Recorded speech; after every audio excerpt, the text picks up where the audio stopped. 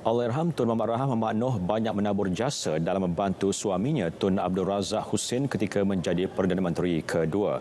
Bekas Perdana Menteri Tun Dr. Mahathir Mohamad yang mempunyai hubungan akrab dengan keluarga Tun Razak menyifatkan Allahyarham Tun Rahah sebagai antara generasi merdeka terakhir yang tidak ternilai jasa dan sumbangannya kepada negara.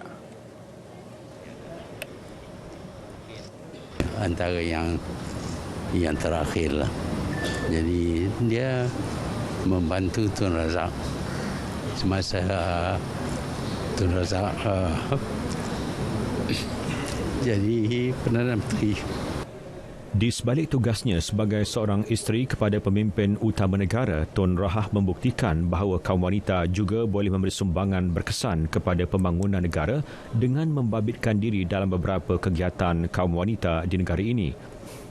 Allahyarham Tun Rahah aktif dalam pergerakan Ibu UMNO, kini Wanita UMNO, dan pernah menjadi pengasas pergerakan Wanita UMNO Petaling Jaya selain cenderung dengan kerja-kerja kebajikan khususnya yang memberi manfaat kepada kaum wanita. Sementara itu, Menteri Sains, Teknologi dan Inovasi Khairi Jamaluddin Abu Bakar turut menyifatkan pemergian Allahyarham Tun Rahah kehilangan besar kepada negara. Pada waktu itu sangat mencabar. Tun Razak pun sedang mengidap penyakit waktu menjadi Perdana Menteri, dan sudah pasti Tun Rahah telah memberi sokongan dalam membesarkan anak-anak, menjaga keluarga mereka.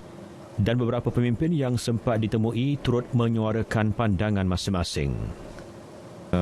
Harapan saya adalah anak-anak muda generasi yang seterusnya akan berusaha untuk memahami jasa beliau dan keluarga kepada nusa dan bangsa.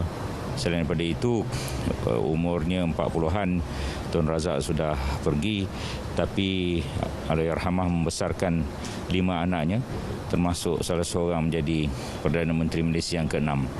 Beliau adalah seorang wanita yang amat disegani dan wanita yang cekal kerana telah berjaya membesarkan anak-anak apabila kehilangan seorang suami pada usia yang muda.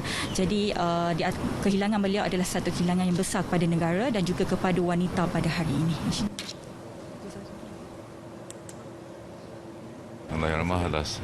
Allahyarhamah adalah seorang insan yang menjadi idola rakyat Malaysia, bukan saja wanita.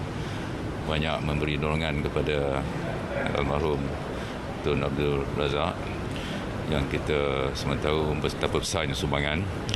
Orang kata di belakang seorang suami itu ada isteri yang setia, yang memberi dorongan dan semangat. Itulah antara peranan Allahyarham. Kerana Tun Rahah adalah isteri pada seorang Perdana Menteri dan anak beliau pun bekas Perdana Menteri. Jadi dia telah mendidik dan jadi seorang isteri Perdana Menteri yang kedua Malaysia, dan melihat bahawa dia juga seorang ibu dan yang mendidik anaknya 5 tahun bila arwah Allahyarham Tun Razak sakit leukemia itu kan. Jadi kita kehilanganlah tengok dia dengan tabah dia, dengan cara dia, dan saya memang ada juga rasa bahawa ada ciri-ciri yang kita boleh belajar, kesabaran.